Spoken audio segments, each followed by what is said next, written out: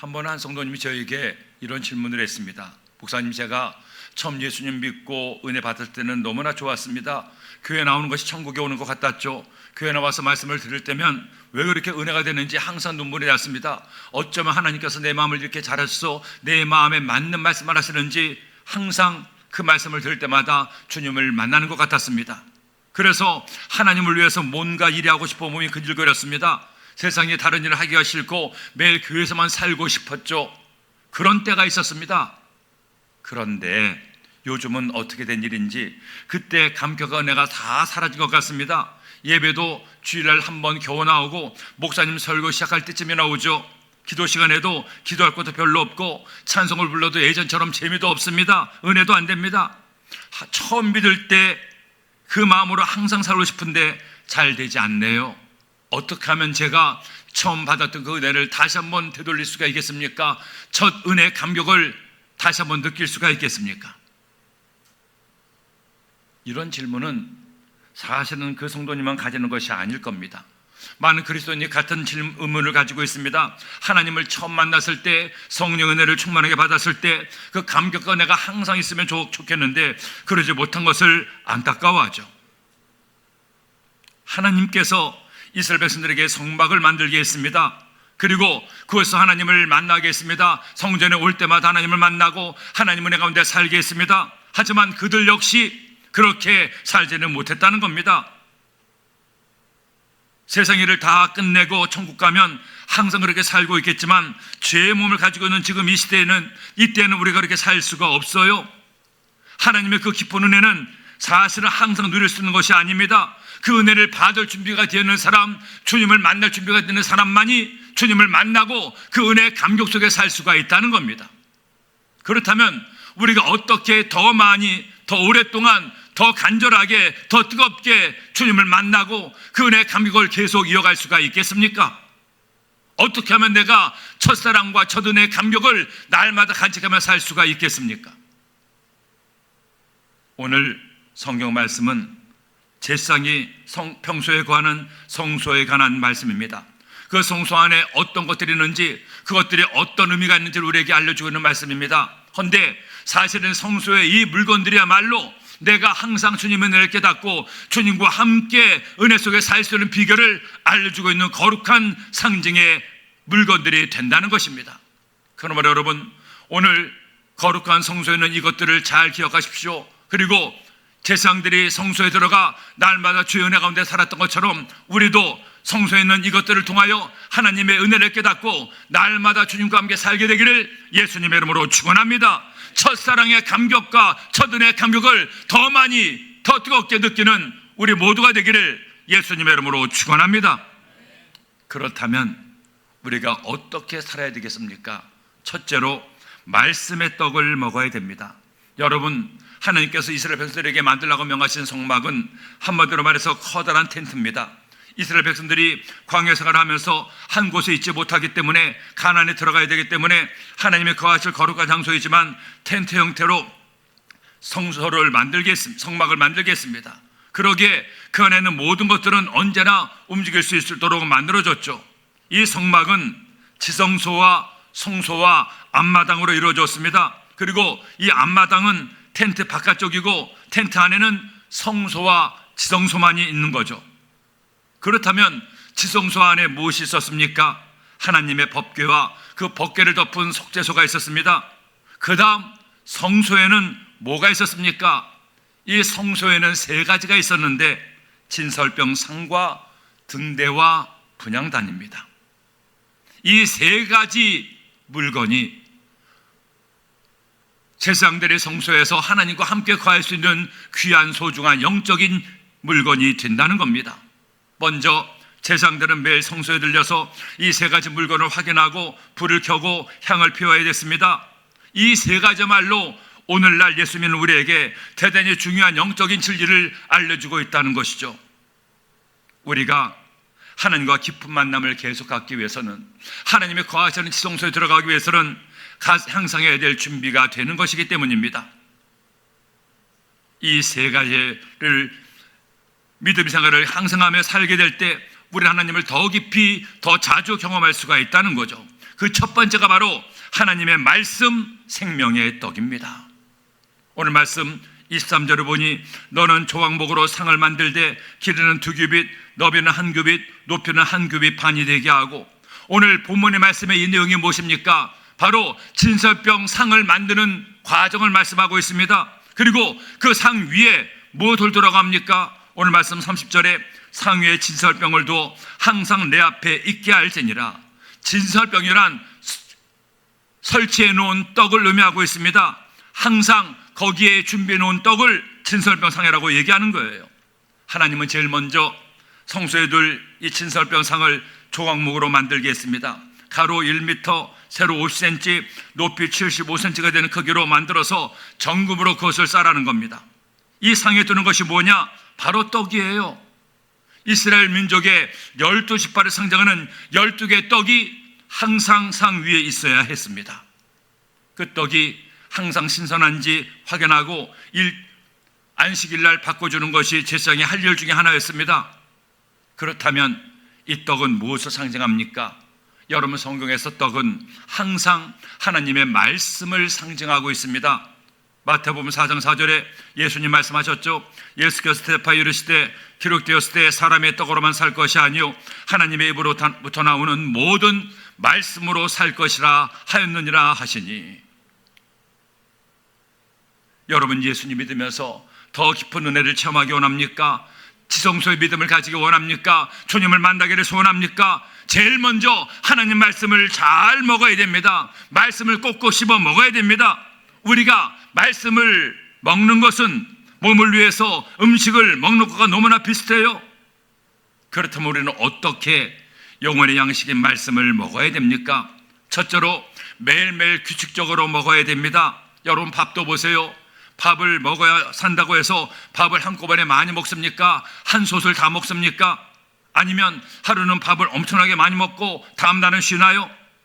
그렇게 되면 위장이 탈이 나고 오히려 안 먹는 것보다 더 못합니다.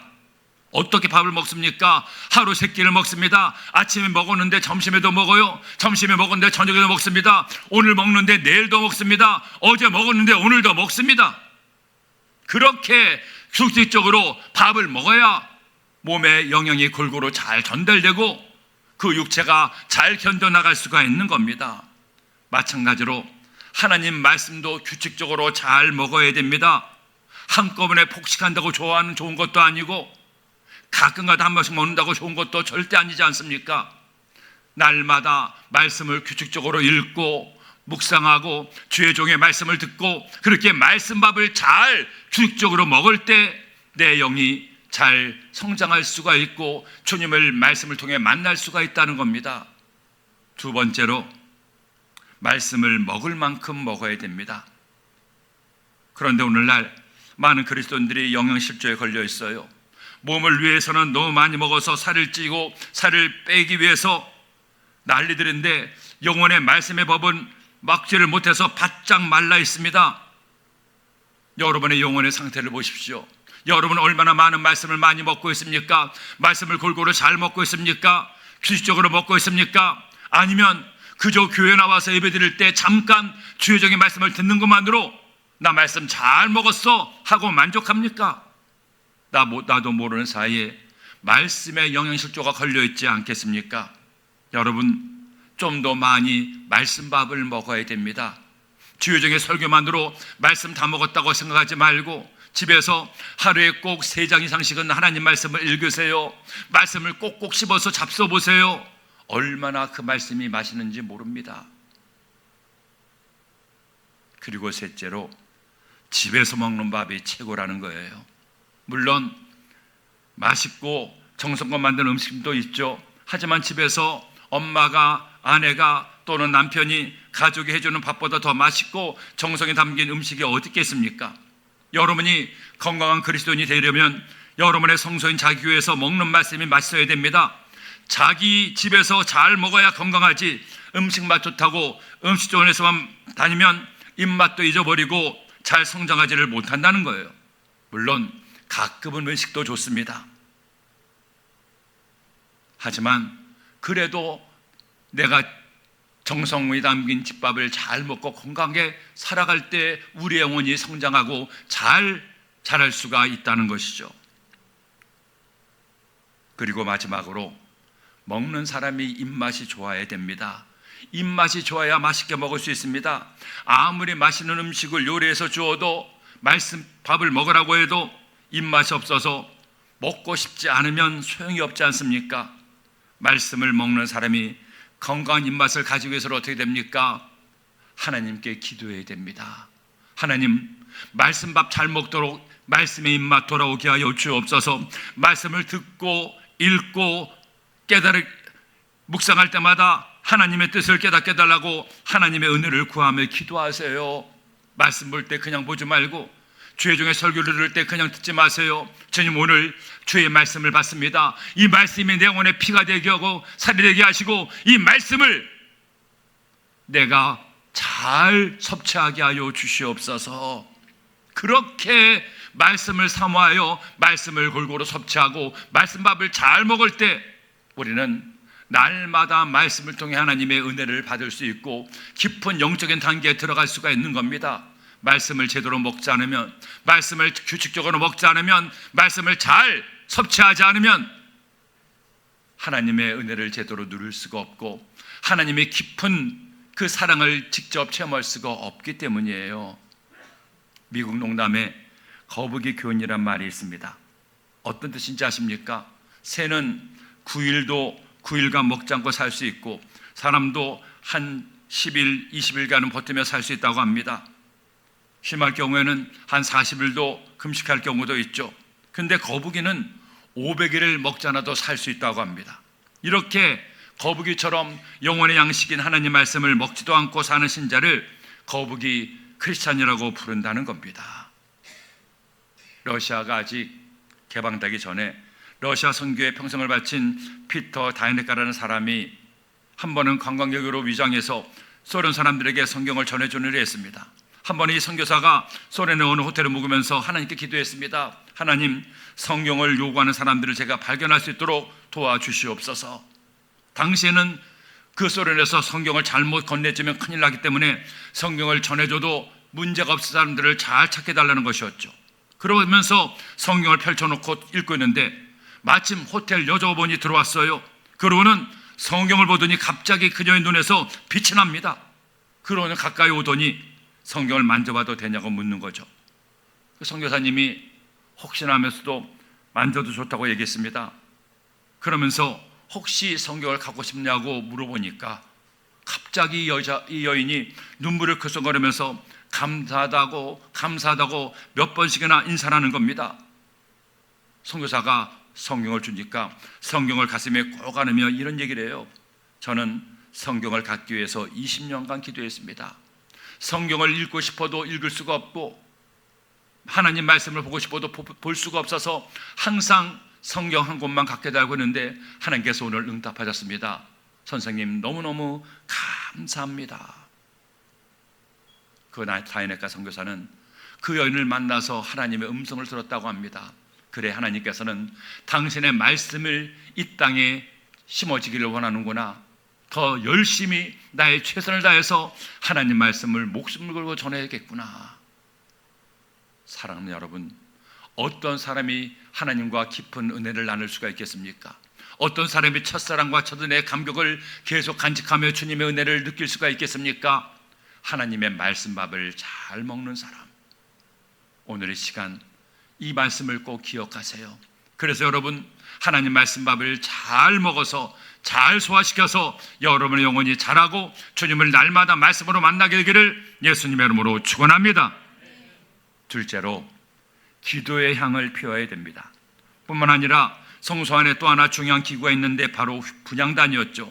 오늘 말씀 출애굽기 40장 26절에 그가 또 금향단을 회막안 휘장 앞에 두고 그 위에 향기로운 향을 사리니 야훼께서 모세에게 명령하신 대로 되니라.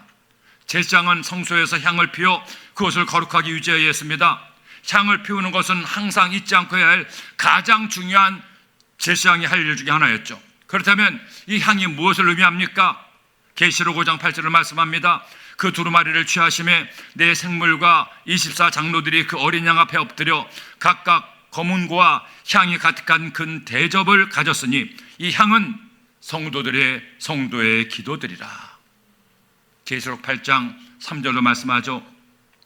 또 다른 천사가 와서 제단 곁에 서서 금향로를 가지고 많은 향을 받았으니 이는 모든 성도의 기도와 합하여 보좌 앞 금제단에 드리고자 함이라. 향연이 성도의 기도와 함께 천사의 손으로부터 하나님 앞으로 올라가는지라. 제사장이 성소에서 피웠던 향은 바로 성도의 기도예요. 그러므로 여러분, 제사장이 하나님의 성소에서 향을 피웠던 것처럼 우리도 하나님의 성소인 이 교회에 와서 기도의 향을 계속 피워야 됩니다. 기도의 향이 꺼져서는 안 됩니다. 기도의 향을 계속 피우는 교회가 거룩한 교회예요. 하나님이 거하시는 교회예요. 내가 하나님을 만날 수 있는 그곳이 될 수가 있기 때문이에요. 하지만 기도의 향이 꺼진 교회에는 하나님 은혜와 영광이 사라질 수밖에 없다는 겁니다. 오늘날 전 세계적으로 부흥하는 교회들이 있습니다. 그들의 교단은 다를 수가 있고 저마다 맡겨준 사명은 다를 수가 있죠. 하지만 한 가지 공통점은 그런 교회들은 기도하는 교회들이라는 거죠.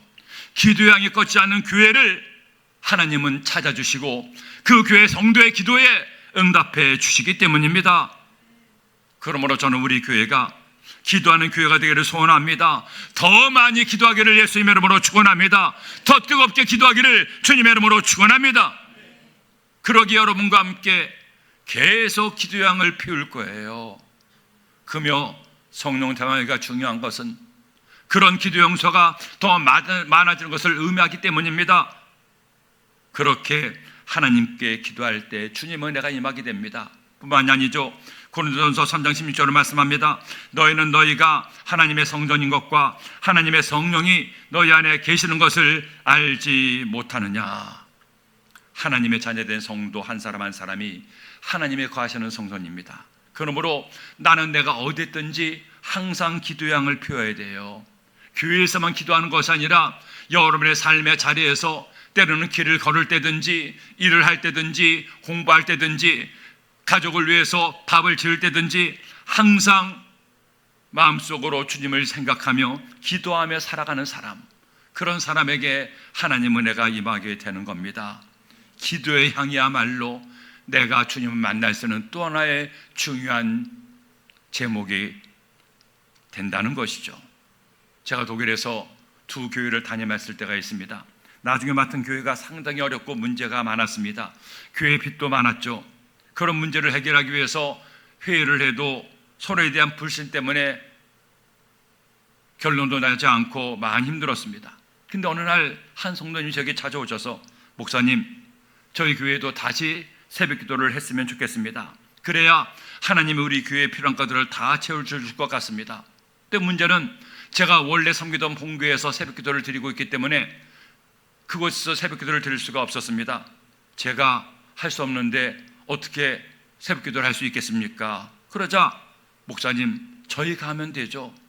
저희가 모여서 기도하면 되지 않겠습니까?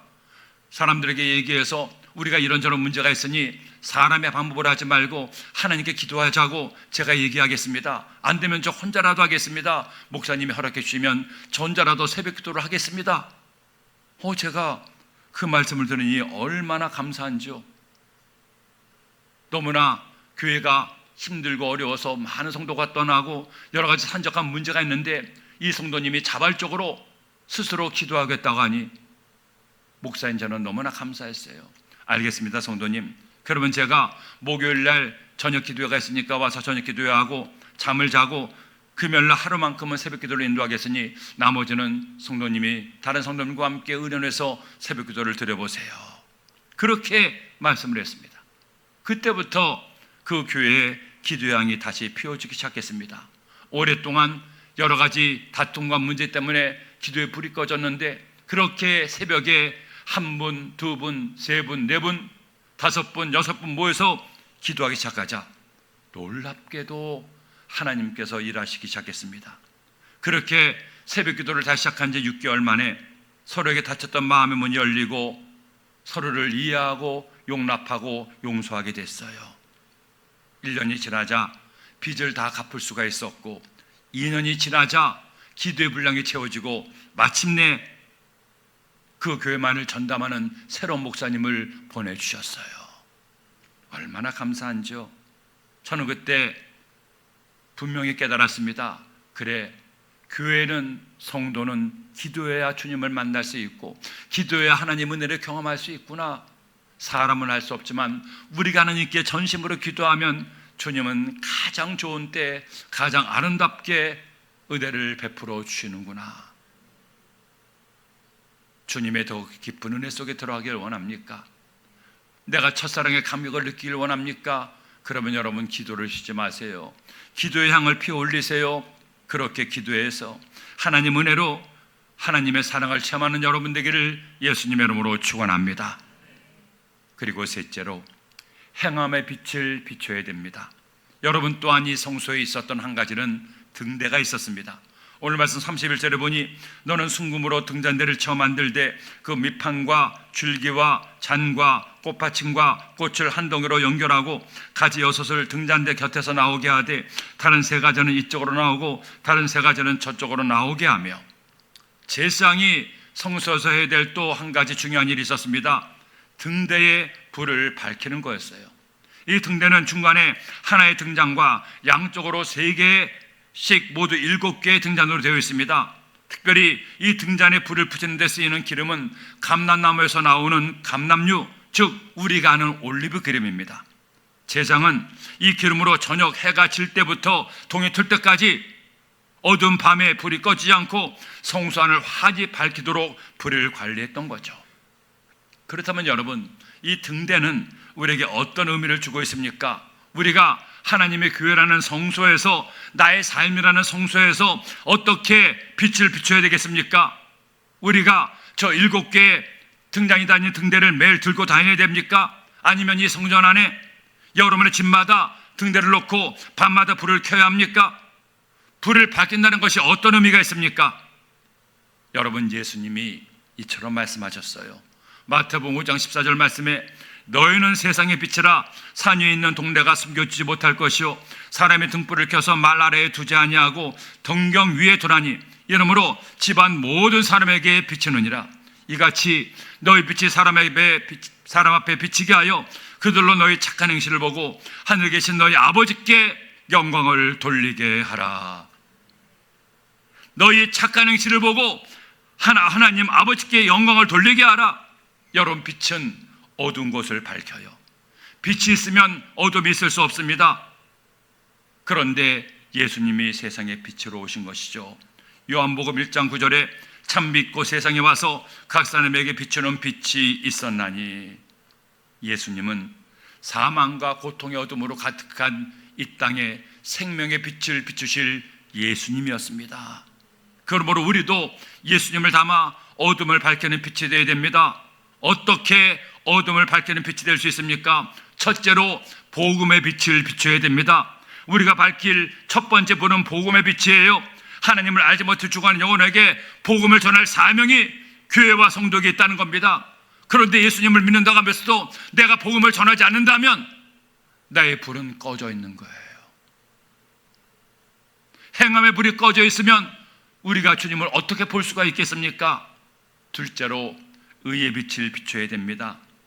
세상은 죄악과 불의로 어두워져 있습니다. 세상에서 사람들 하는 걸 보면 깜짝깜짝 놀라곤 합니다. 어쩌면 저럴 수가 있을까? 어떻게 저렇게까지 막 나가고 악할 수가 있을까? 그런 세상 속에서 그리스도인은, 교회는 정직하고 올바르게 행동해야 됩니다. 예수님 믿는다고 하면서 먼저 법을 어기고 남에게 피해를 주고 죄악과 타협해서는 안 됩니다. 교회가, 성도가 죄로 얼룩진 세상 속에 살면서 의의 빛을 비치고 거룩한 빛을 비치고 정직하고 바르게 살 때 그 삶이 죄악의 어둠을 밝히는 빛이 될 수가 있다는 겁니다. 제가 예전에 알던 한 독일 분은 아버지가 목사였습니다. 근데 그분은 젊은 날에 많은 방황을 하고 교회를 다니지 않았어요. 왜냐하면 아버지였던 목사였던 아버지기 때문입니다. 그 아버지는 목사였는데 히틀러가 독일을 지배할 당시 나치에 들어갔습니다. 그리고 히틀러의 제3자국을 충성했습니다. 사실은 그의 아버지뿐 아니라 당시 독일 교회가 히틀러 편에 서서 무서운 죄에 동참했습니다. 자신은 도저히 그런 교회를 이해할 수가 없다는 거죠. 물론 그 당시 독일의 상황이 나치와 타협하지 않으면 살아남기 어려운 상황이었습니다. 하지만 그렇다고 하더라도 그 교회가 죄와 타협했을 때 결과는 엄청난 것이었죠.